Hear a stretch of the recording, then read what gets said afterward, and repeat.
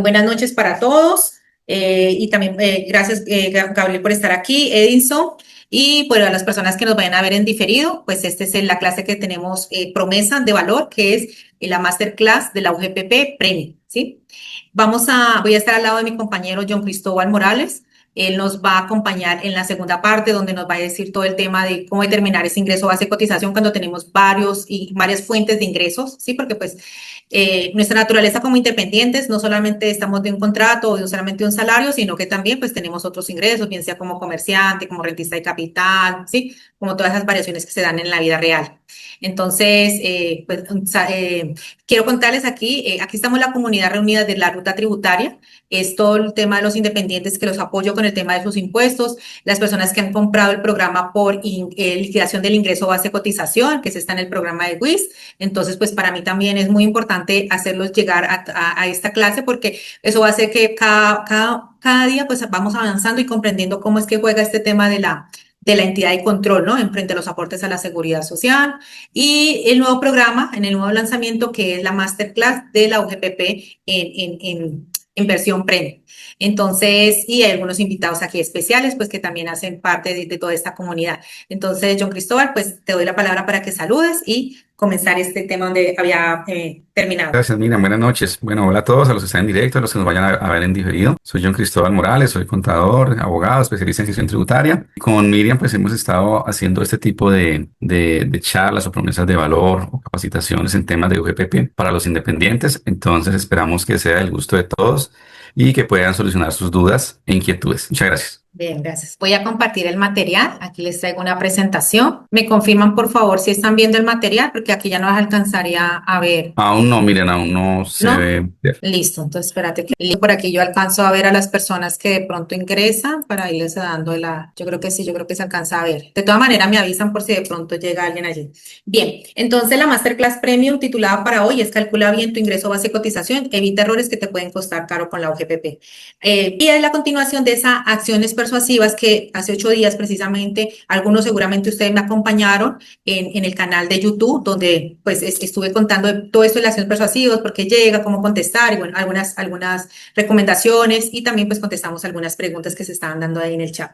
Bien, básicamente aquí lo que quiero es hacer ya el complemento de esa acción persuasiva, porque en nuestro concepto, y demás, hoy más lo dice la misma acción persuasiva, es que se conteste, ¿cierto? Uno entendería que en acción persuasiva no es obligatorio. Ay, ya estoy grabando, ¿sí, cierto? Sí, sí, cierto, sí. Entonces, entendería que antes no se contestaba. Hoy, bueno, algunos colegas daban por no contestar, pero en nuestro concepto siempre desde confianza tributaria, en nuestra posición es contestar ante esas acciones persuasivas.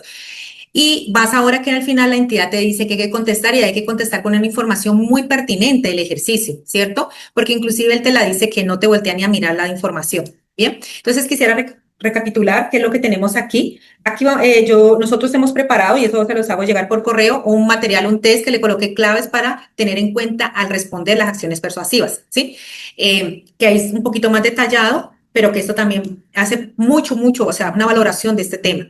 Bien, el tema que hablábamos, primer paso, era recopilar la información. Entonces, recuerde que ahí no están viendo extractos bancarios, el tema de la declaración de renta del año 2023, según si a usted le llega una acción persuasiva por el tema del año de inicio 2022. Por ejemplo, si has tenido el tema de ganancias ocasionales, pues deben de solicitarle al colega quien les preparó esa ganancia ocasional, si de pronto no les entregó el soporte, pues pedirlo. Por ejemplo, si vamos a probar que tenemos préstamos, que tenemos salarios, que tenemos otro tipo de ingresos, pues poder tener toda esa recopilación de la información. Bien. Frente al paso 2, el análisis tributario económico está relacionado a lo que hoy estamos. ¿Por qué? Porque es que hoy le vamos a decir a la UGPP cuál es nuestro ingreso, cuál es nuestra realidad económica y cómo es que estamos calculando el ingreso base de cotización, ¿cierto?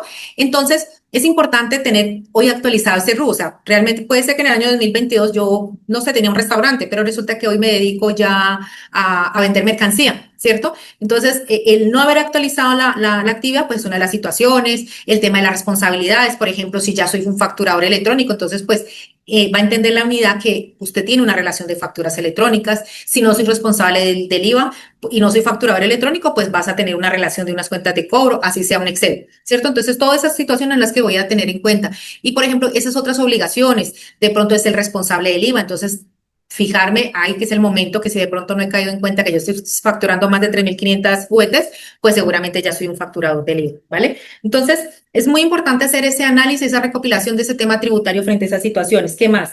Por ejemplo, si yo estoy haciendo mi ingreso base cotización, que más adelante le voy a decir con costos o con gastos, realmente estoy cumpliendo con todo el tema de las deducciones, pues porque no es simplemente esa factura, esa cuenta de cobro, sino que se tienen otros elementos, ¿sí? Por eso en el programa del liquidador del ingreso base cotización no está el detallado frente a ese programa, pero sí les anuncio de que es importante tener en cuenta esos 6 elementos claves para que su costo y gasto sea deducible, ¿sí? Que es nuestro criterio. Seguramente muchos colegas hablan del artículo 107, por ahí lo han escuchado, que es el tema de necesidad, proporcionalidad y causalidad, ¿cierto?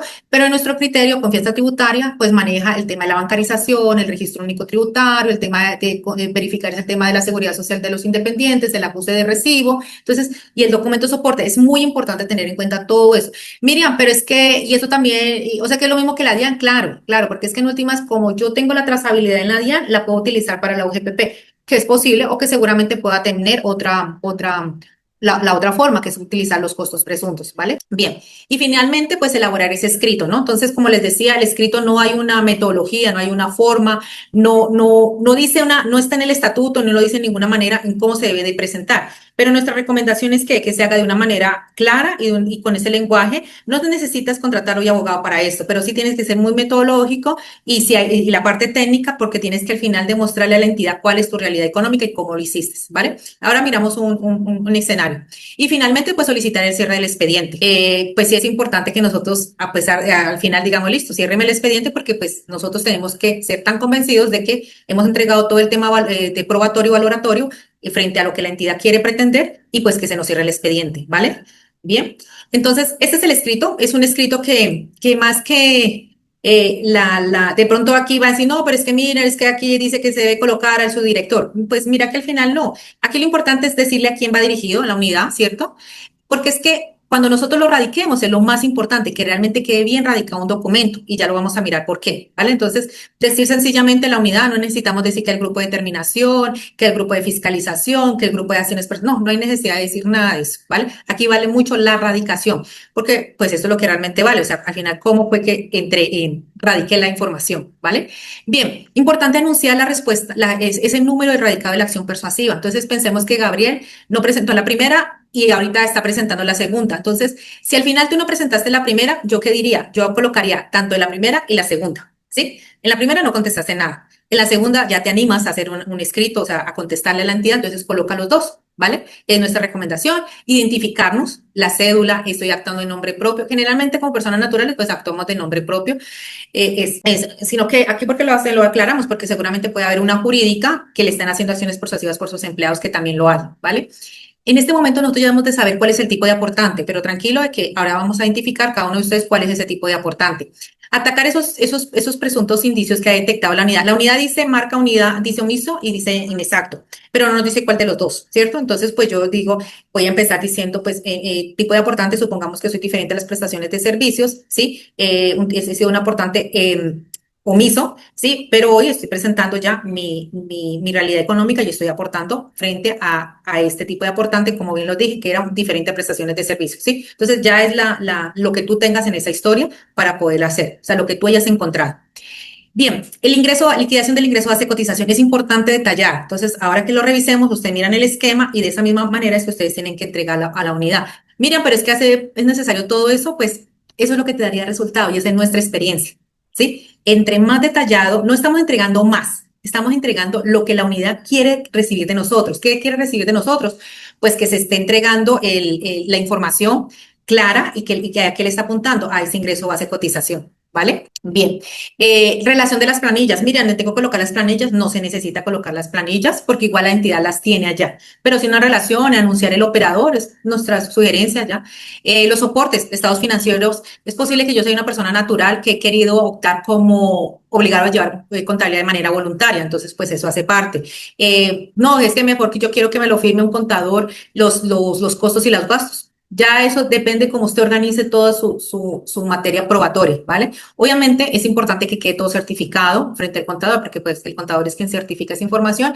Y recordaba en este momento, cuando estaba haciendo el repaso de esta clase, es que este certificado tiene unas reglas de juego. En la página de la UGPP, yo creo que todavía está, hay un modelo, hay un esquema que te dice cómo debe certificar el contador público frente a estas situaciones. Bien, explique cuál es ese ingreso base de cotización. Entonces, Miriam, es que yo soy independiente, supongamos yo trabajo en la función pública, pero yo también vendo mercancía y resulta que yo también tengo un local y estoy recibiendo arriendo. Entonces, todo eso mi compañero les va a explicar y es importante detallarlo cada uno, ¿sí? Cada uno. Por eso uno dice, explique el tratamiento del ingreso base de cotización, o sea, cuál fue su fuente de ingresos y cuál fue y cómo llegó a él, frente a qué, frente a unos costos, frente a unos costos reales, frente a unos costos presuntos, frente a una prestación de servicios personales, o sea, bien detalladito es lo mejor que puedes hacer.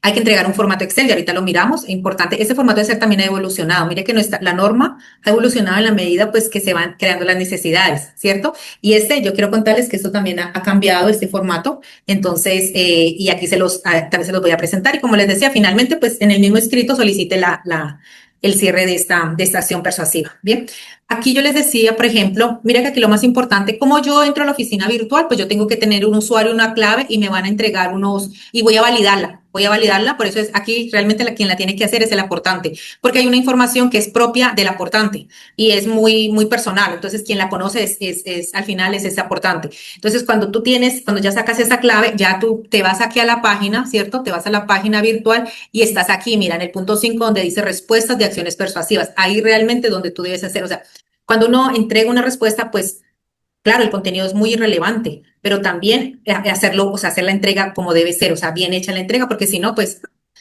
se nos pierde ahí todo el trabajo que hemos realizado, ¿vale? Eso lo encuentras en la oficina de...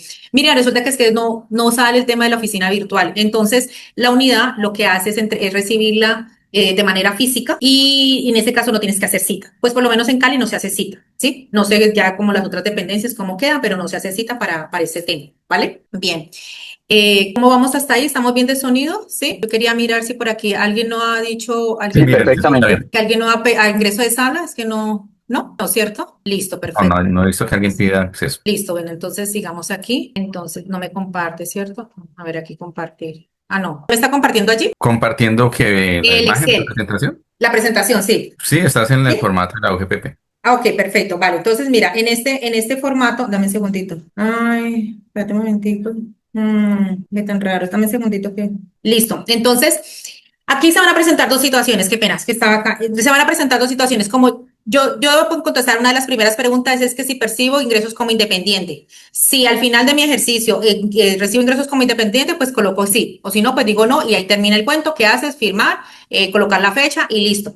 El Excel lo tengo que mandar en PDF, no, el Excel hay que mandarlo en su archivo, o sea, en el archivo como es Excel. ¿Listo? Lo que puedes hacer es, sí, guardar un PDF y ahí estamos nuevamente en la presentación, ¿cierto? Sí, ahí estás con la presentación. Perfecto, listo. Sí, volví a mandar el link, no sé qué. Listo. Bien, entonces no hay nada más que hacer. Luego, obviamente sigo que sí, pues sus ingresos bases de cotización es estimado por la UGPP, entonces le decimos que si es así, que hace una diferencia, porque claro, en el 2022 él me está calculando un ingreso base de cotización y hoy estoy sacando un totalmente diferente, pues le voy a decir que sí. Aquí que es importante cuando lleguemos a esta información. Por ahí me está pidiendo, espérate, ya, listo, bien. Tranquilo, don Juan, que no hemos avanzado mucho. Aquí esta parte ya la hemos avanzado de pronto en otras clases. Bien, entonces, aquí es importante que en ese total de ingresos mensuales ya tenemos de ese promedio de esos 3 meses, porque, bueno, aquí hay una situación. La unidad te pide a ti que ingrese los últimos 3 meses, ¿cierto? Que entregues extractos bancarios de los últimos 3 meses. Uno entendería, una de las formas de decir, bueno, vamos a entregarle entonces el aporte de la seguridad social de los últimos 3 meses. Pero que hay algo.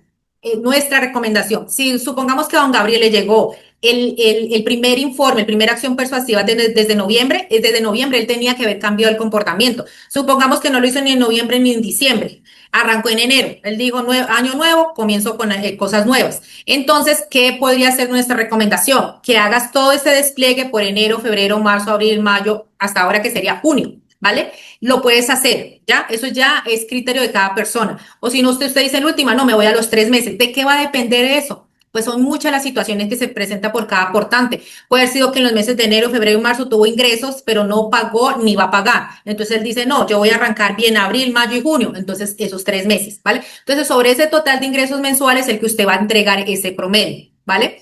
Luego tienes que saber cómo fue que vas a trabajar tu ingreso base cotización. O lo estás haciendo por costos presuntos o lo estás haciendo por costos reales. Entonces, si usted toma el tema de los costos presuntos, usted tiene que tener claro cuál es esa actividad y a qué grupo va, ¿sí? Entonces, ahora en la clase desarrollamos cuál es, y en el ingreso base cotización también, creo que en todos los programas está ese archivito que dependiendo de la actividad, pertenecemos a un grupo de actividades, pues porque así está arreglado, ¿vale? Y él automáticamente nos va a traer esa actividad. ¿Sí? Esa actividad que ya la tenemos que confrontar si frente a la norma está siendo igual o no, ¿vale? Porque puede también haber un error en ese sentido. Entonces, él te calcula, eso es lo que es el renglón, los azulitos automáticamente están desplegados en el archivo Excel, ¿vale? Entonces, ¿qué es otro detalle aquí? Bueno, vamos a mirar la otra diapositiva. Vamos a mirar la otra diapositiva. Listo. Aquí es cuando yo no voy a tomar los costos presuntos, sino que voy a tomar los costos directos, dice la entidad. O sea, los costos reales o los gastos reales o los costos y gastos, la palabra que usted le ponga, pero que en últimas son que van a cumplir con esas condiciones de criterios tributarios, ¿sí? La bancarización, siempre recordemos esos seis chulitos, ¿sí? Y ya ahí ya tú decides cuál es. Y él, pues al hacer esos costos que tú le colocas, pues él te va a determinar los otros dos renglones azules. Que es importante aquí detallar o aclarar aquí que ahora Cristóbal me colabora, y es que, como les decía, nosotros como independientes, ya está bien, nosotros tenemos diferentes ingresos y nosotros podemos determinar nuestro ingreso base cotización de la que mejor nos convenga, es la palabra como yo manejo, o la que está o sea, a la que podemos soportar, ¿sí? Entonces, si nosotros tenemos, por ejemplo, soy prestador de servicios porque tengo un contrato con la función pública, pues ahí sea, va a ser prestación de servicio, voy por el 40. Pero resulta que yo también vendo mercancías, entonces puede ser que yo utilice costos presuntos porque resulta que yo no tengo facturas de ninguno, además yo todo lo compro por debajo, entonces pues estoy en el mercado negro, entonces pues costos presuntos. Y tengo el arriendo de una oficina. Entonces, seguramente por ahí lo sacaría por costos presuntos o por costos reales. Entonces, todo ese detalle lo tendrías que entregar en la comunicación porque no te va a cuadrar con eso, porque la entidad cree que nosotros con una fuente de ingreso nos tenemos que ir con todos y nuestra posición es no, ¿sí? Nosotros podemos utilizar el que esté de acuerdo a como nosotros lo queramos manejar. Pero la entidad está diciendo, no regla así. Entonces, pero tú tienes los mecanismos porque puedes hacer el escrito y decir, voy a aclarar este archivo y porque mi fuente de ingresos la he determinado por diferentes formas porque la misma norma me la permite. La norma no dice que si es así se tiene que hacer así, no. Cristóbal, ayúdame aquí que tienes más para agregar de acuerdo a nuestra experiencia. Sí, buenas noches. Digamos que sí es parte de lo que tú mencionabas. El formato está diseñado solamente como para esta persona que desarrolla una actividad como independiente y la liquida por uno de los dos sistemas, por el costo real o el presunto. Pero pues en la realidad pueden haber personas que tengan diferentes tipos de actividades o de ingresos y dependiendo de lo que más le convenga y ceñido a la norma, puede utilizar para unos casos el costo real y para otros el costo presunto. Entonces, eso no lo va a poder reflejar en el formato, pero como lo dice Miriam, pues digamos que hay que trabajar con lo que da la UGPP y digamos que sí brindar en el escrito de respuesta de la acción persuasiva toda la explicación de cómo fue tu realidad económica durante esos últimos 3 meses, indicando que tuviste ingresos por qué tipo y para cada actividad cómo depuraste el IBC, con costos reales o con costos presuntos o con la combinación de ambos para cada una de las actividades y que por tal razón pues eso no se puede reflejar en el formato que envía la UGPP. Sería eso, Miriam. Vale, gracias. Bien, entonces, esto es todo lo que tengo frente al tema de lo que me ha quedado pendiente en la primera clase, que seguramente ustedes me acompañaron, y que si no, pues no hay ningún problema, la voy a subir en la plataforma de Wix, en los que estamos en Hotmart, o si no, pues la ven desde el canal de YouTube, ¿vale? Para que pues tengan un refresco de todo el contexto general de acá acabamos de cerrar. Bien, entonces aquí estamos viendo la diapositiva, entonces arrancamos con el tema de la seguridad social para independientes, ¿vale? ¿Sí se ve? Sí, Sí, Miriam. doctor, ahí lo estamos Ok, viendo. perfecto. Bien. ¿Qué es importante aquí detallar y tener en cuenta que hay unas definiciones que a pesar de que uno pensaría que en tema tributario y en la DIAN debe ser igual a la UGPP, pero no, porque son entidades, acuérdense que son entidades autónomas, son entidades que tienen totalmente su patrimonio pues está separado, o sea, tienen un tema totalmente, cada uno tiene su jerarquía, su competencia, ¿sí? A pesar de pues, que están amarradas en el estatuto, eso sí es así, están amarradas en el estatuto, pero pues está todo, está así. Entonces el decreto 780 del 2016 en su artículo nos dice, ojo, el trabajador independiente en términos de la UGPP, pues debe ser una persona natural, claro, debe tener una ausencia totalmente del vínculo laboral, pero no quiere decir que la persona que es la que tiene la calidad de empleado no pueda pertenecer como independiente, claro que sí lo puede hacer. Él genera sus ingresos propios, ¿cierto? Prestaciones de servicios, diferentes las prestaciones de servicios y las que comúnmente generamos, las de actividad comercial o las de por cuenta propia, ¿vale? Nuestra relación puede ser civil o comercial, ¿sí? Y que se había discutido mucho el tema de los independientes, porque los independientes frente acá, frente a los prestadores de servicios, los diferentes las prestaciones de servicios, a las actividades mercantiles, pero prácticamente nosotros estamos haciendo unas obligaciones de hacer.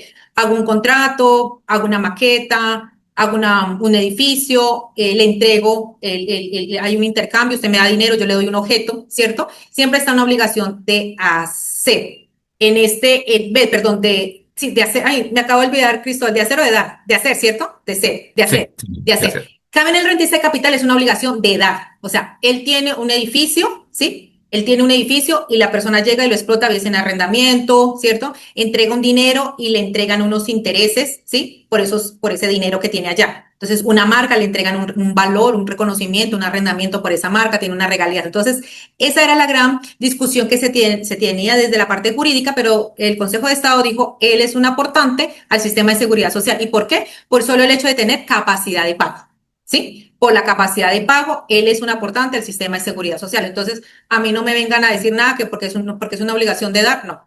Entonces, está concebido por el tema de la capacidad de pago. Bien, pues, ¿qué responsabilidades va a tener? Pues va a tener las responsabilidades, aquí no me sigue la diapositiva, va a tener las responsabilidades como independiente de aportar al sistema, bien sea porque el sistema sea por costos o bien porque sea el sistema por costos presuntos o porque sea un prestador de servicios. Al final, si ese resultado le da su ingreso neto, le da mayor a un salario mínimo, pues está obligado a aportar al sistema de seguridad social, ¿vale? Vamos a ver que aquí no nos vaya a molestar la red. ¿Listo? Bien, ¿qué normatividad? Es importante conocer la normatividad, no, obviamente hay un resto, pero para el ejercicio que nosotros necesitamos como trabajadores independientes y con el fin de nosotros poder tomar decisiones y poder minimizar los riesgos, pues la normatividad de los independientes es esta que les voy a plantear. Seguramente ustedes han escuchado más, sí, está bien, pero esta es la que nos rige para este clase premium de la UGPP, que es lo que quiero llevar a cabo. Bien, entonces tenemos el primero, pues el artículo 189 de la ley 2277, que esa es la última reforma tributaria, la que se conoce por la ley Petro, donde ahí reconocen ese artículo 89 quién es el trabajador independiente y cuáles esos tipos de trabajadores independientes que existen. Entonces está el de prestador de servicios, el independiente por diferente a las prestaciones de servicios, a los de cuenta propia y los de rentista de capital, o sea, los que venimos trabajando. No, ahí no ha pasado nada. Bien.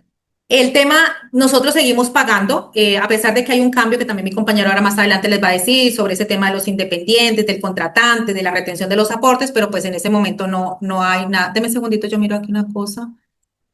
Extender, ahí listo, es que tengo que extender la sala. Bien, entonces aquí seguimos nosotros aportando, nosotros podemos aportar, lo podemos aportar bien sea por vencido o corriente, ¿vale? Que es lo que nos permite la norma. ¿A través de dónde lo tenemos que hacer? A través del PILA, o sea, de unos operadores que están específicamente ya dentro de la norma, ¿sí? Y que se pueden determinar el ingreso base de cotización por esos ingresos percibidos, ¿vale? Si los pago mes vencidos o es por el mes anterior, ¿sí? Y si los estoy pagando dentro del corriente, pues dentro de los que voy recibiendo en ese ejercicio. Bien, entonces eso es importante también, porque recuerde que toda esta parte, porque es importante esta normatividad, porque de esa manera tú le vas a explicar a la entidad cómo es que estás cotizando, cómo estás determinando el ingreso base de cotización. Estoy pagando una planilla vencida por los ingresos percibidos del mes anterior, ¿vale? O estoy cotizando del mes corriente frente a qué ese ingreso lo estás haciendo. Entonces, mira que todo eso es importante, que la entidad logre comprender esa situación para poderte valorar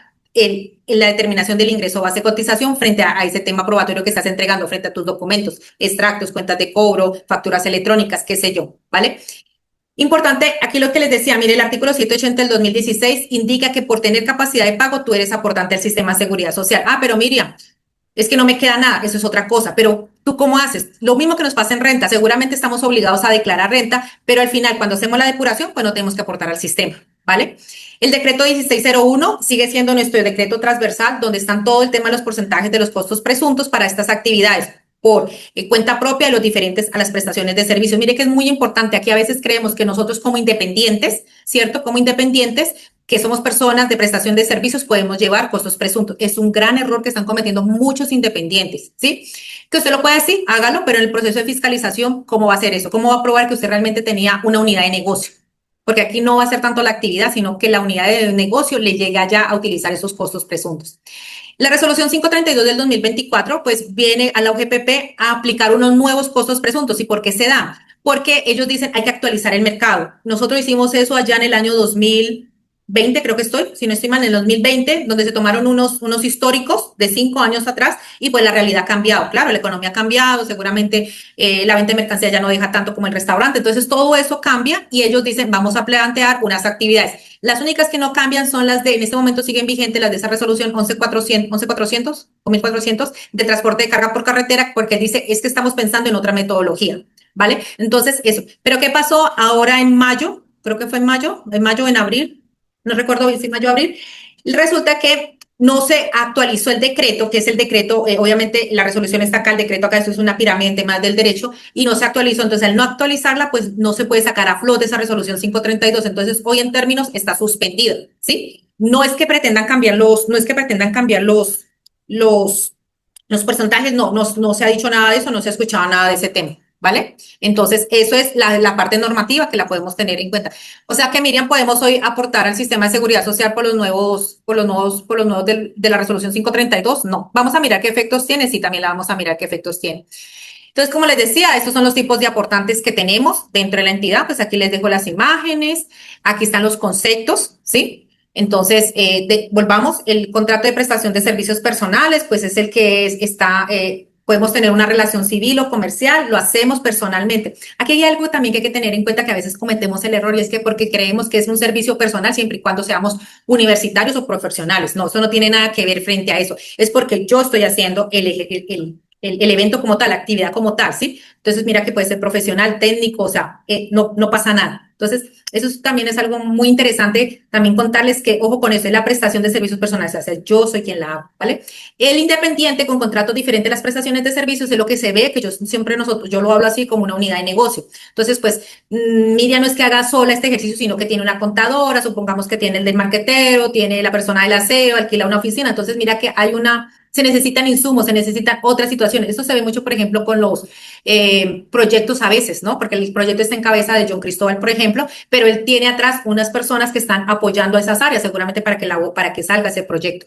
El independiente por cuenta propia, pues es básicamente el que yo estoy asumiendo mi riesgo, ¿cierto? Por cuenta y riesgo propio, o sea, yo estoy comercializando ese producto o transformándolo, ya depende, ¿sí? Estás en un restaurante o sencillamente estás vendiendo, o sea, pero tú eres solito haciendo esa actividad, en el sentido de que es mi capital, mi riesgo y no es que esté contratada por otra persona, porque aquí el diferente de las prestaciones de servicios personales, pues al final voy a tener un contrato, bien sea con una persona natural o jurídica, ¿vale? Y el rentista de capital, pues si bien es cierto, él tiene unos ingresos por esos capitales, bien sea porque tiene bienes inmuebles, bienes muebles, o tiene dinero que lo va a capitalizar, bien sea por rendimientos, por, qué sé yo, por la figura que él quiera manejar, a pesar de que no ejerce una fuerza ni una física laboral, pero es aportante al sistema de seguridad social en términos de la OGPP, ¿vale? Bien. Aquí tenemos entonces ya, al identificar nosotros cuál es ese tipo de aportante, pues viene aquí ya el tema de la depuración o de la liquidación que ustedes, o sea, cuáles son esas reglas que ustedes deben de seguir. ¿Y dónde están esas reglas? Pues está en el mismo artículo 89 de la ley 2277, de la ley Petro, y donde debo tener en cuenta, pues bien ser ese decreto del 1601 o la resolución 532 en el momento que salga al aire. Entonces siempre debo tomar ese ingreso bruto, entonces sumo todos mis ingresos y como lo dice aquí el cuadrito, debo sacar ese IVA, el IVA va aparte, el IVA no se tiene en cuenta porque el IVA lo que yo hago es un recaudo y se lo entrego al Estado en las fechas que me determine. ¿vale? Y con ese ingreso bruto empiezo a restarle, bien sean los costos o bien sean los costos presuntos. Y ese resultado es lo que se conoce como el ingreso neto. Y ese es el ingreso neto el que yo debo de verificar si finalmente supero el salario mínimo. Si al final supera el salario mínimo, pues debe de aportar el sistema de seguridad. Si no lo supera, no tendría la obligación. Ya es un tema voluntario que tú lo quieres hacer por otras situaciones, seguramente para estar respaldado en salud, en pensión, en prestaciones económicas. Ya viene de todo eso. Y ese ingreso neto es el que le aplicas el 40%. Y ese resultado sí es el que ya va y se le marca el 28.5, el 16 por pensión, el 12.5 por salud, o si supera los 4 salarios, si mi memoria no me falla, lo que tiene que ver con el fondo de solidaridad, ¿sí? Creo que hubo un ajuste, no recuerdo bien si hubo un ajuste ahorita con el cambio del tema pensional, pero eso es lo que tendríamos que aportar al sistema, ¿vale? Frente a que tengamos ese tema de independientes con prestaciones de servicios por cuenta propia o por rentista de capital. Y si somos prestadores totalmente de servicio, o sea, yo soy quien hago esa función, pues el 40% de ese contrato. Ah, mire, y entonces, ¿cómo miro el ingreso neto? Pues cuando tú tienes tus ingresos, sumas esos ingresos, ese ya es el ingreso neto, ¿sí? A ese ingreso, o sea, mira, entonces ingreso bruto, ahí queda igualito el ingreso neto, sí, ¿sí? ¿Vale? Y entonces, si ese no supera, pues ese es, eso no supera, pues será tema de seguridad social, ¿vale? Bien, aquí les dejo la presentación de las dos tablas de los ingresos brutos, perdón, de los costos presuntos y qué es la atención. Aquí, por ejemplo, están flechitas rojas y flechitas azules, porque ¿qué significa? El impacto que puede tener frente al ingreso base de cotización. Entonces, si mi porcentaje aumenta, pues el ingreso base de cotización, ¿qué va a hacer? Va a disminuir, ¿vale? Entonces, y si mi porcentaje disminuye, pues mi ingreso base neto va a aumentar, ¿vale? Entonces, es importante, por eso nosotros al principio planeamos y mi comunicación junto con mi compañero era, ojo, a planear esa parte financiera porque hay unos porcentajes que sí aumentan mucho, hay otros que disminuyen y eso va a empezar a tener un tema de flujo de caja. ¿Qué puede seguir pasando? Claro, porque en este momentico pues estamos igual, ¿cierto? Pero en el momento que entre a la vigencia de esa resolución que hoy está suspendida, pues ahí va a empezar a afectar el flujo de caja, ¿vale? Y se entendería dentro de la norma que es prácticamente deroga y nace la otra, o sea que no podríamos ni siquiera pensar en cuál más nos conviene, no, sino que deroga la anterior y sigue vigente esta. Lo que pasa es que el 1601 está también, está transporte de carga por carretera, entonces hay un tema que tocaría la OGPP nos contestara, una pregunta que ya se hizo frente a eso, pero como está suspendida, la entidad no nos ha contestado. Que es importante también mirar en esta resolución 532, y es que los rentistas de capital frente al tema de los dividendos hoy no tiene costos presuntos, o sea, no tiene ninguna deducción. Cuando entre a la vigencia de la resolución 532, ahí sí va a tener, se va a reconocer como normalito, como un rentista de capital, o sea que sí podemos aplicar en costos presuntos. En este momento no, todos los dividendos que hayamos recibido, pues van plenos, ¿vale? Le aplicas el 40% y ya. Aquí les traigo un ejemplo pues, cómo es el impacto y les traigo los tres porque pues los esquemas que podemos determinar el ingreso base de cotización. Ojo, no quiere decir que yo tenga derecho a los tres porque es muy importante identificar cuál es mi actividad económica, cómo es mi modelo de negocio para finalmente saber si yo tengo costos presuntos, puedo utilizar en ese ejercicio, ¿vale? Por ejemplo, aquí tenemos un odontólogo. Nosotros como una profesión dentro del odontólogo, pues él hace su unidad de negocio y puede tener costos, ¿cierto? Costos reales o facturas o compras o gastos y también puede utilizar el tema de costos presuntos. Aquí lo que dentro del ejercicio se plantea es cómo es el impacto. Por ejemplo, entre el decreto 1601 y la nuevo, que es lo que se venía, la resolución 532, pues definitivamente el ingreso base de cotización le disminuía. Entonces él iba a pagar menos aporte, porque el aporte del 12 y el 16, del 12.5 al 16, eso no ha cambiado. Y lo comparábamos con los costos procedentes, ¿cierto? Entonces dicen, no, si realmente yo no hice compras en este periodo, entonces pues obviamente no va a tener gastos, entonces va a aumentar el ingreso base de cotización. Entonces es importante mirar esta situación. Lo mismo si nos disminuía, por ejemplo, en el caso de alguien que vende mercancías por internet, como los mercados libres, ¿sí? Entonces, aquí también está esta relación y pues básicamente lo que encontrábamos era que con la nueva resolución el ingreso base de cotización subía. Entonces, ahí es muy importante, por ejemplo, evaluar si realmente vale la pena, es posible que valga la pena tener en cuenta todos esos gastos que yo tengo, todos esos costos y volverlos ir realmente como documentos tributarios, ¿sí? Para que realmente me pueda disminuir ese ingreso base de cotización. Es posible, porque igual eso te va a servir mucho en tu tema de renta, ¿sí? Porque si tú tienes esto alineado para un tema de ingreso base de cotización, o sea, para un GPP, pues ya tenés un paso muy adelantado para el tema de la DIA. ¿Vale? Entonces ya son temas, o decir sencillamente no, pues porque yo quiero cotizar más, bueno, ya eso es un tema que cada aportante lo decide. Bien, En todo caso, los costos presuntos, aquí esta lectura va más a los costos presuntos. Esta lectura de los costos presuntos es de que es importante evaluar, y ahorita mi compañero también me va a ayudar con un comentario frente al tema de, porque lo que establece la norma es que nosotros cuando utilizamos los costos presuntos en temas de ingreso, base, cotización, y dejamos de dejar de utilizar esos costos y gastos en la declaración de renta, pues van a variar. Entonces, esa posición que tiene hoy la DIAN de que no pueden exceder, ¿cierto? Que no pueden exceder esos valores, pues es un tema que hay que tenerlo soportado o tenerlo muy presente, porque sí van a variar, o sea, porque es que en últimas yo tengo costos presuntos y puede ser que obviamente mi valor va a cambiar mucho, ¿sí? Entonces hay que tenerlo muy bien documentado, diría yo, y muy bien soportado, porque puede ser que él te diga, mira, es que yo en últimas, y por ahí tenemos un caso, no sé si te acuerdas, Cristóbal, entonces me ayudas con esos comentarios, donde finalmente la entidad le limitó, creo que fue así, le limitó los costos y le dijo, no, solamente van los que usted hace la reconocido en la declaración de renta, ¿sí? Entonces, es importante también entrar a prevenir esa situación o tener las herramientas para ver cómo finalmente puedes obtener en un momento de fiscalización, tener oportunidades de estrategia.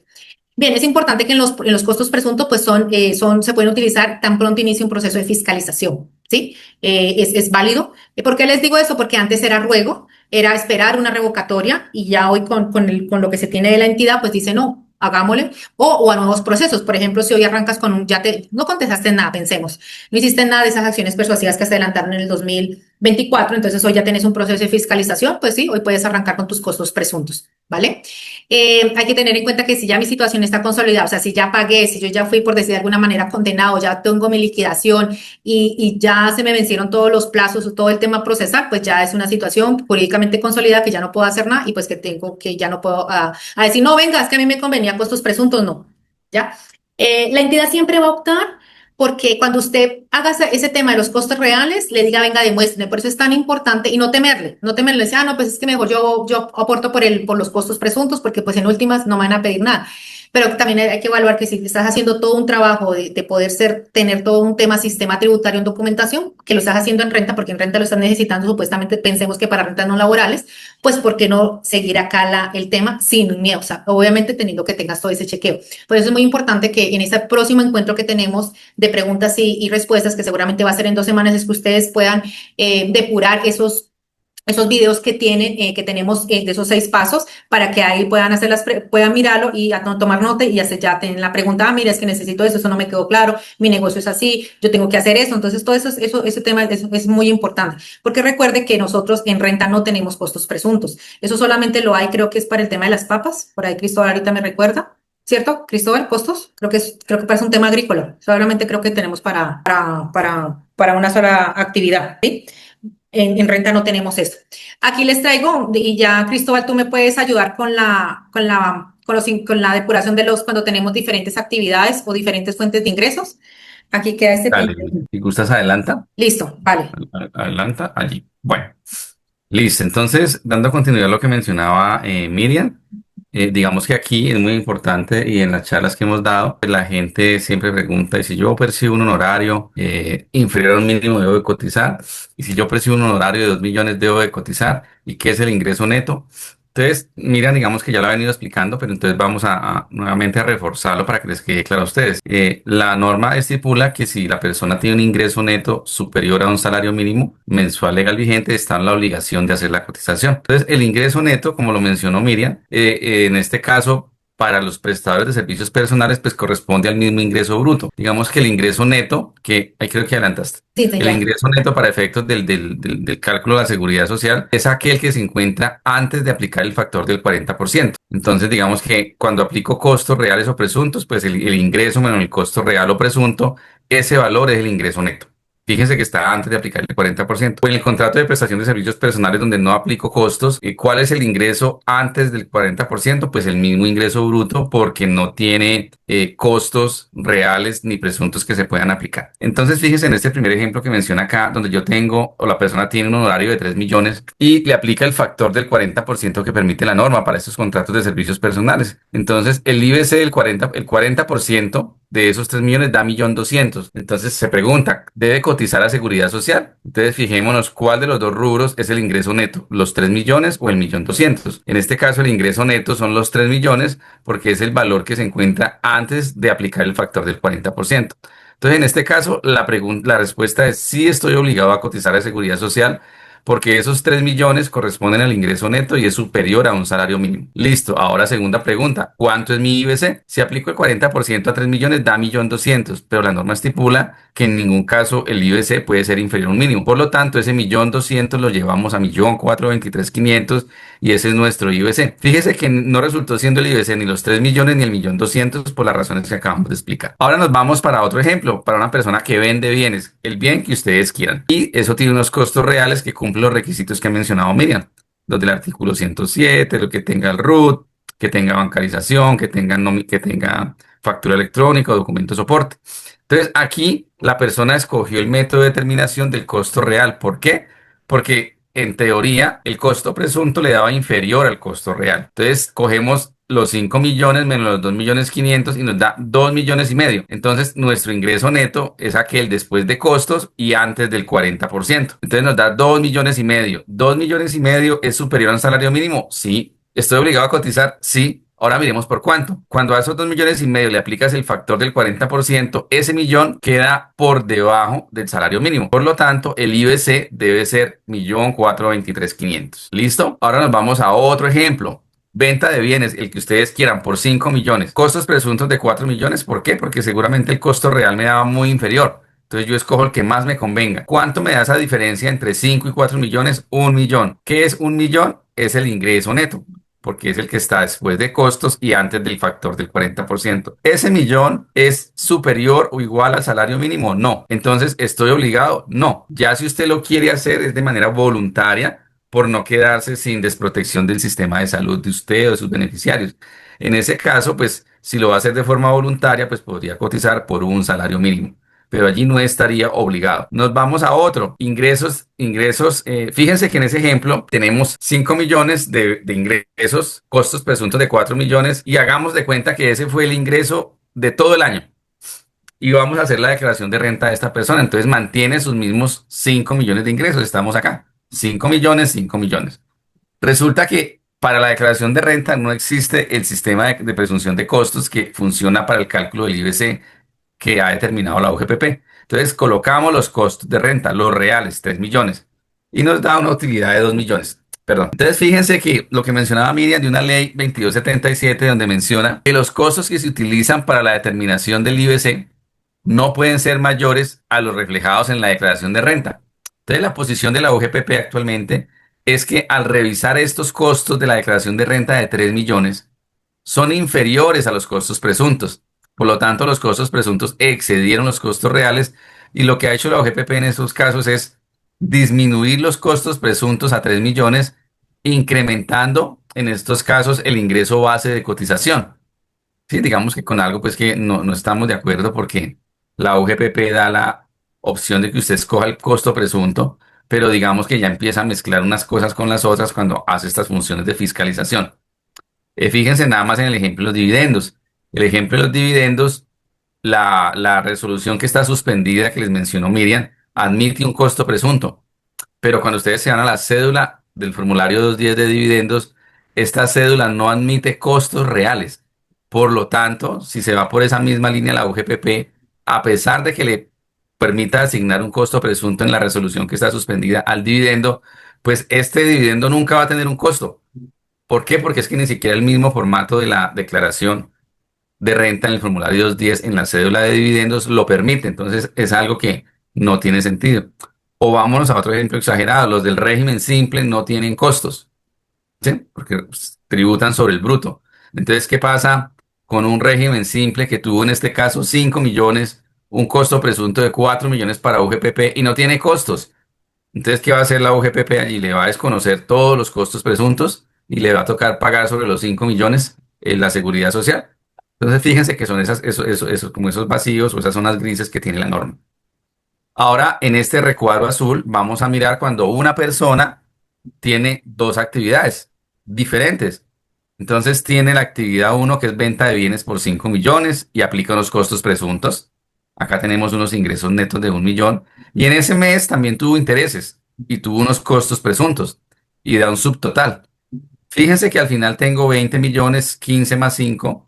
costos presuntos de 18.600.000 y un subtotal de 1.400.000. ¿Qué es este subtotal? El ingreso neto. Entonces, fíjense que este ingreso neto es superior a un salario mínimo o igual. No.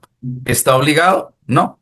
Ay, pero es que yo tengo en ingresos brutos 20 millones. Sí, no interesa. Pero si tu ingreso neto, que repetimos otra vez, después de costos, antes del factor, es inferior a un salario mínimo, entonces no estás obligado independientemente que tengas un ingreso bruto de mucha cantidad. Entonces, aquí no estaría obligado a cotizar a Seguridad Social. ¿Por qué? Porque su ingreso neto de 1.400.000 de la sumatoria de las dos actividades que se depuran individualmente cada una no supera ese tope. Entonces, digamos que esto es lo que tiene que ver aquí, reforzando una vez más lo que venía mencionando Miriam con los ejemplos de liquidación de la seguridad social. Y otro caso, pues digamos que si sus ingresos superan el tope de los 25 salarios mínimos mensuales legales vigentes, pues ustedes solamente van a tener un IBC topeado hasta 25 salarios mínimos. Entonces, digamos que eso es otro aspecto a tener en cuenta para que sepan que no tienen por qué cotizar si exceden esos 25 salarios mínimos, así lo tengan topeado por asalariados. Si por asalariados ya tienen ese tope, pues ya por independientes no tendrían que cotizar porque ya está el tope.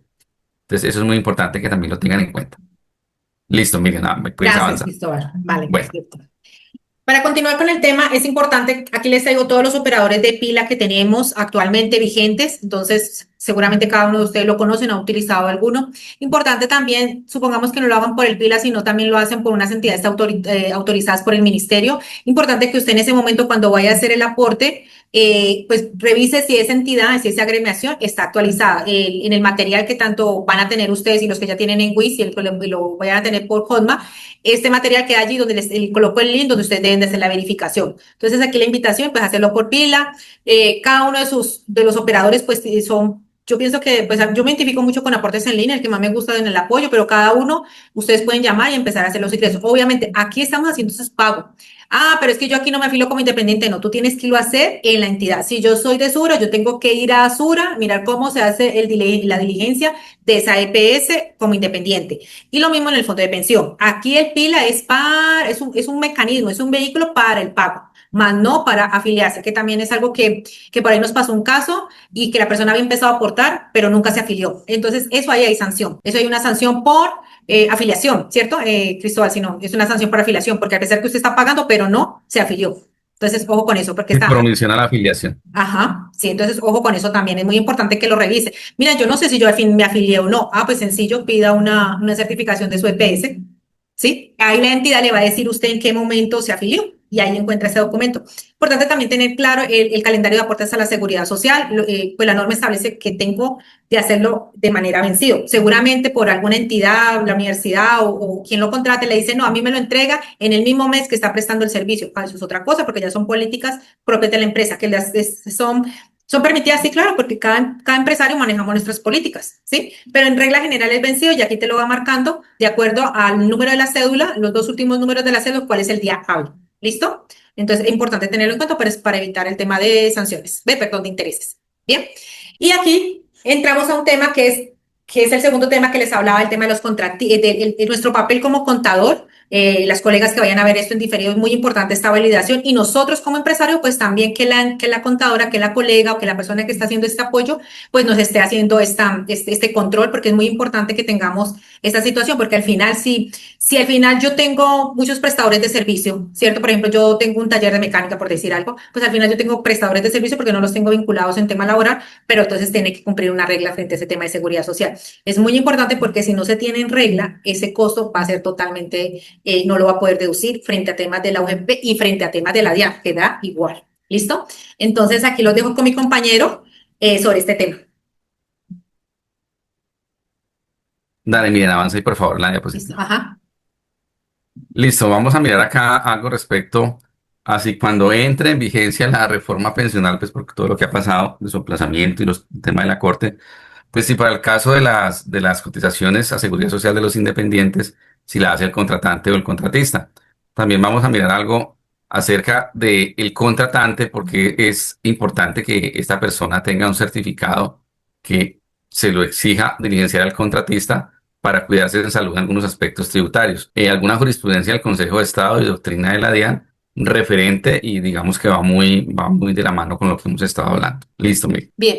Yo no sé, es que aquí tengo, ¿No aquí, avanza? no, no, sino que es que parece ser que la sala se va a terminar. Entonces, yo Ah, le bueno, voy a no, no pasar sé. por el WhatsApp si se nos llega a caer la sala, si se nos llega a caer la sala, porque es que no me la da, no me la da, no me la deja ampliar. Entonces ya Ok. les voy a mandar por WhatsApp. Aquí ya tengo, perdón, aquí. Allá puede seguir. Yo creo que allá, Ah, yo miro. devuélvela, por favor. Ahí sí, Devuélvela ya. ahí. Digamos que este decreto 0514 del 2025 menciona en su artículo 2, 2, 4, 18, 7 el pago de cotizaciones por parte del contratante. Entonces, al final menciona el contratante responderá por la totalidad de las cotizaciones a pensiones, salud y riesgos laborales, digamos que para el tema del contratista, aún en el evento de que no hubiera efectuado el descuento del contratista. Pero en su parágrafo menciona que en caso de que no se acuerde que el pago y los aportes al sistema de seguridad social quedarán a cargo del contratante, el contratista seguirá siendo el responsable de su propio pago. Digamos que cuando entra en vigencia la reforma pensional, digamos que este era uno de los grandes temores donde se pensaba que iba a quedar automáticamente en cabeza del contratante retener, descontar y hacer los aportes a seguridad social de los contratistas como si fuera un empleado normal bajo su responsabilidad por no hacerlo en debida forma. Sin embargo, el decreto lo que deja plasmado es que si no se pacta nada, nada, se asume que lo hace el contratista y si lo va a hacer el contratante es porque debe quedar pactado. Entonces, digamos que ese decreto pues soluciona a futuro las inquietudes que se tenían al respecto de toda la carga tributaria que le iba a quedar a los contratantes cuando contrataran con contratistas personas naturales. Listo, mire. Listo. De todas maneras, les estoy mandando el link por si de pronto se corta la sala y no nos deja ampliar.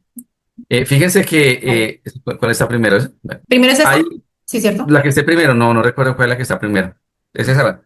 Acá hay un modelo de certificación para determinar la depuración del IBC que como recomendación la planteamos para que todos los contratantes la hagan diligenciar por parte de los contratistas, donde el contratista certifica de qué forma liquida el ingreso base de cotización respecto de los ingresos que obtiene con ese contratante en ese mes, donde escribe pues su nombre, sus datos con la empresa que contrata, que lo contrata, donde dice cómo depura el IBC si coge el ingreso y le resta costos presuntos, le resta costos reales, qué número de planilla de seguridad social, porque es muchas veces un mismo contratista lo que hace es que una misma planilla de seguridad social la reparte a todos los contratantes y para el contratante es muy complicado supervisar esto. Entonces, lo que se recomienda al contratante es que exista de por medio de esta certificación donde es responsabilidad del contratista decide afirmar que sobre esos 4 millones que se ganó con la empresa XY SAS, aporta la planilla que corresponde a esos ingresos y la forma en que depuró el ingreso. Esto es muy importante desde el punto de vista del contratante. Y vamos a ver adelante por qué. Listo, miren. Digamos que los efectos de esa certificación, que por ningún lado si ustedes lo encuentren en la norma, sino que es más como recomendación y que ya la práctica lo va dando, es que eso permite de qué forma liquida el IBS el contratista. El contratante entonces lo sabe. Determinar si la seguridad social que le entrega el contratista la puede disminuir de la base de retención y contar con elementos probatorios de que el contratista realizó en debida forma el aporte a la seguridad social de los ingresos que obtuvo con ese contratante. Si bien es cierto, pues el contratante pues no puede ser un policía del contratista, pues sí debe de curarse en salud para ciertos aspectos tributarios con la DIAN. Eh, Fijémonos que por acá hay un oficio del año 2020 que fue ratificado en el año 2025 por parte de la DIAN, donde básicamente la DIAN lo que dice es lo siguiente. Ustedes saben, o digamos que los que estén familiarizados con el tema, de que el aporte a la seguridad social que hace el contratista sirve para disminución de la base de retención en la fuente cuando el contratante le está liquidando el descuento. Pero digamos que algo que se creía era que si uno está ubicado en febrero, estaba obligado a pasar la seguridad social del mes de enero que se paga en febrero, porque el pago de la seguridad social es mes vencido, y que esa planilla iba a servir para que disminuyera la base de retención en la fuente a practicar. Sin embargo, la DIAN en este oficio y uno que está más adelante reitera que para que proceda esto, entonces si estás en febrero, pues digamos que el periodo de la seguridad social, pues debe corresponder al mismo periodo en el que tú estás. Entonces, si tú estás en febrero, por servicios prestados de febrero, pues tienes que anticipar el pago de la seguridad social, a pesar de que la norma estipule que es vencido, para que tu contratante te pueda disminuir esa seguridad social. Fíjense que este concepto del año 2025 ratifica el oficio del 2020, donde básicamente el periodo de pago de la seguridad social debe corresponder o ser el mismo al periodo objeto del pago de sus honorarios.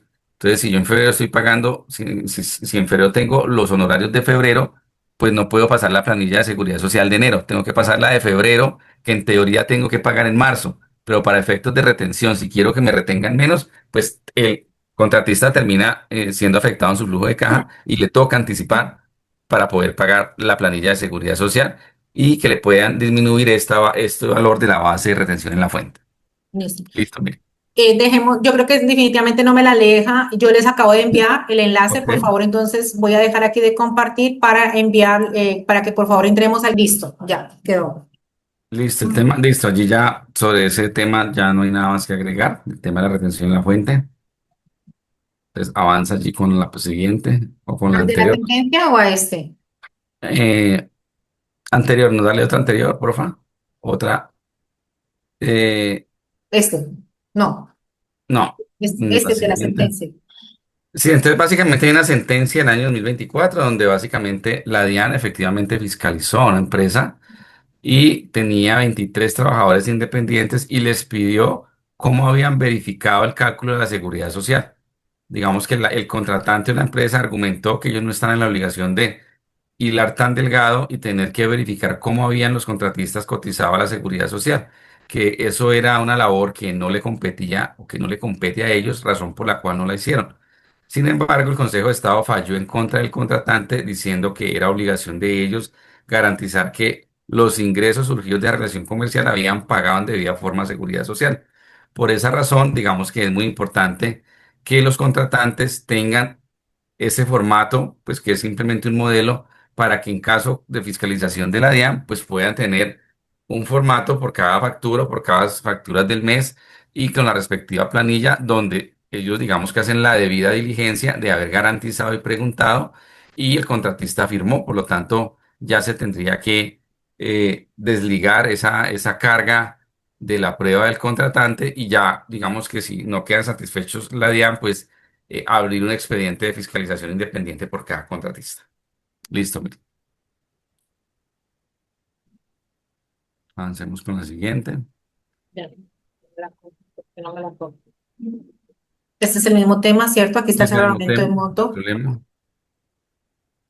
Y en un caso del abril de 2025, el Consejo de Estado analizó si la UGPP había determinado correctamente el IBC, donde la UGPP básicamente cogió los ingresos, los dividió en 12, los mensualizó, utilizó como soporte y fuente de información la declaración de renta y le convenía tomar los ingresos y desconoció costos y deducciones allí informados.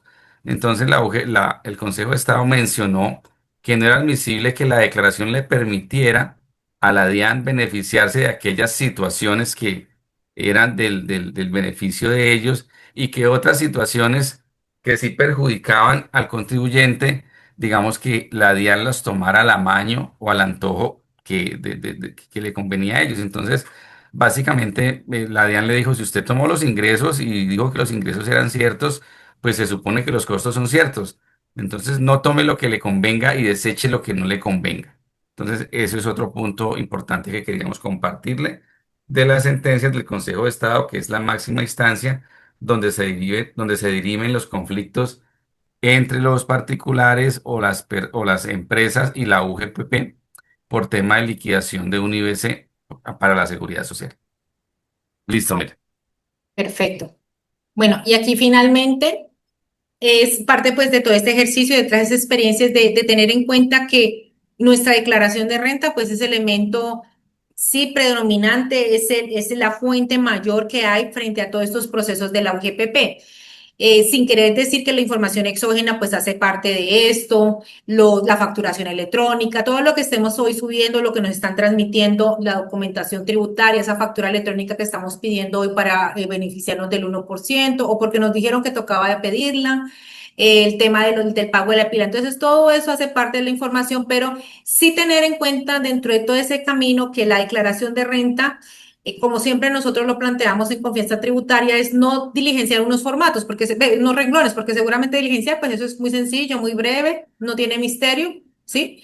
Pero aquí es pensar estratégicamente cómo van esos efectos a la declaración de renta. Entonces, hay a veces que nosotros declaramos una forma y hacemos la seguridad social de otra manera. Entonces, esas situaciones son las que la entidad, nosotros mismos le estamos entregando en nuestra declaración de renta, porque es una declaración que sí, que está confesada, que seguramente no ha sido discutida por la UGPP, porque no le va no, no es el competente, la tendría que hacer la DIAN, pero que la UGPP le, tiene un insumo, ¿sí? Es una información que tiene y que pues se presume que es veraz, ¿sí? Porque inclusive por allá el Consejo de Estado la entidad dice, esa declaración de pila se presumen veraces, esa declaración de renta se presume veraz. Entonces, muy importante tener esto en cuenta. ¿Cómo así, Miriam? ¿A qué te refieres? Mira, si nosotros preparamos nuestra declaración de renta diciendo de que somos prestadores de servicios, de honorarios, por ejemplo, ¿cierto? Entonces, obviamente ahí hay dos situaciones. Puede ser que sea con costos o puede ser por prestación de servicios personales. ¿Cómo debía ser nuestra seguridad social? Pues en la misma línea.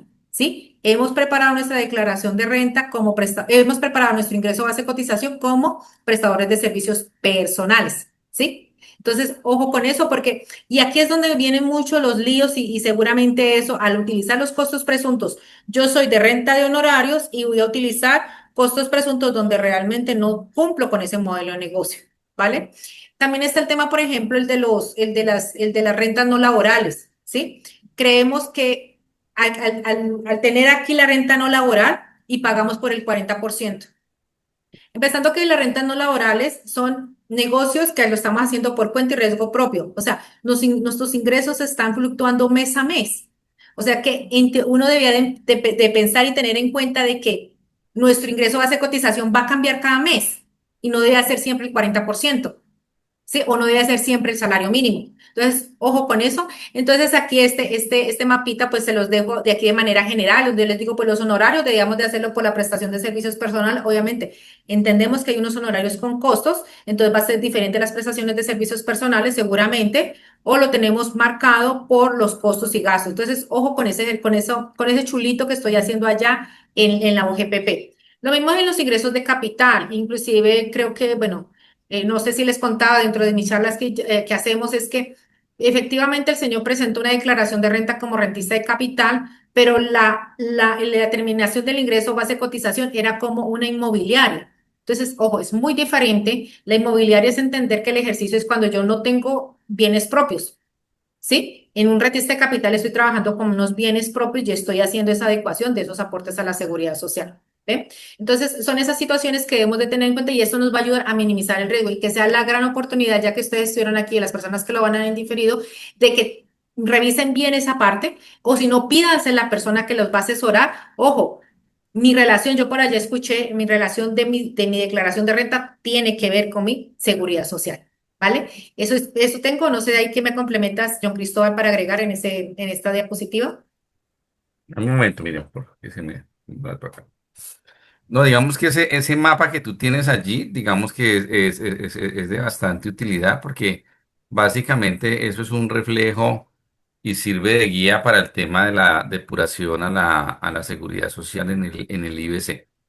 Es muy importante pues tener como esa conciliación de los ingresos y los costos tanto en una parte como con otra. Lo que pasa es que suele ser muy difícil porque pues tu declaración de renta la haces terminado el año, por Ajá. allá en el octavo mes la presentas al año siguiente y tu seguridad social si la liquidas mes a mes. Entonces digamos que eso, digamos que es muy complicado, por ejemplo, como estos temas, por ejemplo, de la diferencia en cambio no realizada, cuando hay personas que tienen inversiones en el exterior.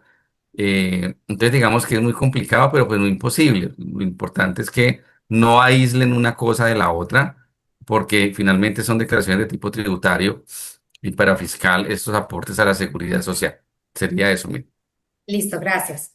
Bien, y pues finalmente recordarles que estos son los requisitos, pues los que nosotros manejamos y consideramos y los que le hacemos el checklist frente a cuáles son esos requisitos, deducciones para los costos y gastos, ¿sí? O sea, el restar registro, cumplir con el registro del artículo 107, lo que sea la necesidad proporcional de causalidad. En nuestro canal de YouTube de Confianza Tributaria 5987, ahí hay videos donde pues intentamos hacer lo más fácil poder entender este ejercicio. Y sin embargo, en los que están montados en el programa de Hotmart o en el de la ruta tributaria, está también, inclusive hay unas plantillas que he generado para de alguna manera identificar si al final cumplo con los requisitos, ¿sí? algo bastante complejo, pero pues no es imposible en este ejercicio. Estar inscrito en el RUI es muy importante. Hay también, hay forma de validarlo. Tú te metes a la página de la DIAN, ahí está la forma en que tú puedes saber si ese registro está activo o inactivo. Solicitar el aporte a la seguridad social, ya como lo ha explicado mi compañero, es muy importante frente a esos criterios que hemos de tener en cuenta. Los pagos bancarizados, tener en cuenta que sí, que podemos pagar no más, o sea, hasta 100 VT, 100 VTs, sí, 100 VTs, sí, 100 VTs podemos pagar, sí, de ahí en adelante, pues se entendería que no es reconocible y tener en cuenta de que lo que esté funcionando frente al sector financiero, las cuentas de bajo monto hacen parte del sector financiero, pero si tú me vas a pagar con un paloto, si me vas a pagar con un efecto, y no, eso no hace parte. La oración del documento soporte, ahí está el tema de se utiliza a las personas que no están obligadas a facturar, ¿cierto? Entonces, es importante, las personas naturales generalmente no estamos obligadas a facturar y hay otras entidades que no están obligadas a facturar porque la misma norma lo ha dicho. Entonces, es importante hacer ese documento soporte. Mientras yo no estoy facturando electrónicamente, pues no hay necesidad de soporte, no hay necesidad de transmitirlo, pero si yo lo quiero utilizar para mis costos, pues sí debo tener la elaboración del documento soporte con la reglamentación que tiene la norma. La factura electrónica es muy importante, ¿sí? Si la pedimos, pues que esté a nombre en cabeza de nosotros. Y cuando compramos a crédito, pues definitivamente hacer todo el tema del acuse de recibo es muy importante, ¿vale? Bien, entonces, pues esto es todo el material. ¿Teníamos algo más? No, no tenemos nada más del material. Agradecerles por su atención, por estar aquí. Si tenemos algún tiempito para algunas preguntas, yo creo que hemos cumplido con el tema. Gracias a Dios, hemos cumplido con el tema. Entonces, pues si hay algo rápidamente que podamos despejar, pero recuerde que ustedes tienen una sesión de preguntas y respuestas, pues la idea es que ahí evacuemos temas que seguramente quedaron aquí algún vacío, porque pues ya voy a ir a echar cálculos, ya voy a ir a mirar cómo es que realmente me estoy comportando, o sencillamente empiezo a revisar todo eso que ya tengo allá guardado en el de Codema o en el del WIS y empiezo a trabajar cada uno de esos elementos y lo viendo en la práctica. A sus correos, pues va a llegar lo que les he prometido, el tema del archivo en Excel, ¿sí? Para liquidar el aporte a la seguridad social como independientes y utilizando los costos o costos presuntos, ¿sí? A su correo. Y ya hay unas personas que ya lo tienen, como es en el tema de los WIS, y hay unas personas que ya han adquirido esta herramienta. Está el checklist de algo claves que hemos sacado para acciones persuasivas y finalmente pues hemos preparado una guía de todo lo que tiene que ver con los aportes a la seguridad social. Agradecerles nuevamente, tanto pues por parte mía, por parte de Cristóbal, de podernos permitir extender este conocimiento que es parte de nuestra experiencia y algo lo que más que creería que diferencia a los demás es que nos apasiona este mundo de los impuestos, nos apasiona, a mí me apasiona mucho la OGPP, siento que es donde más puedo hacer todo mi conocimiento tanto en la parte contable como en la parte tributaria y fuertemente pues ayudar a todos los emprendedores. Vengo de hijas de emprendedores y pues este tema es el que más quiero apoyar y el que he estado pues trabajando y en este ejercicio que ustedes me han conocido en las redes y gracias por estar aquí. No sé, John, y pues si hay alguna pregunta, pues bienvenida. John, para que te despidas y escuchamos Bueno, el... gracias Miriam por la invitación, gracias a los que nos vieron en vivo, esperamos también que a los que nos vean en diferido, como mencionamos al inicio, cumpla las expectativas de nuestra charla y ha sido pues un placer acompañarlos en este espacio. Muchas gracias. Muchas gracias a ustedes. Listo. Juan.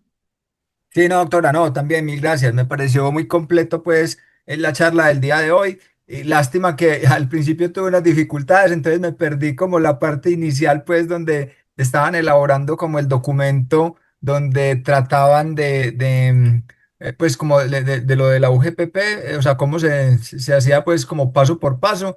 Pero de pronto, si el video queda grabado, entonces me comprometo a ver esa parte, pues, del video para tener el contexto claro, pues, de lo que hicimos.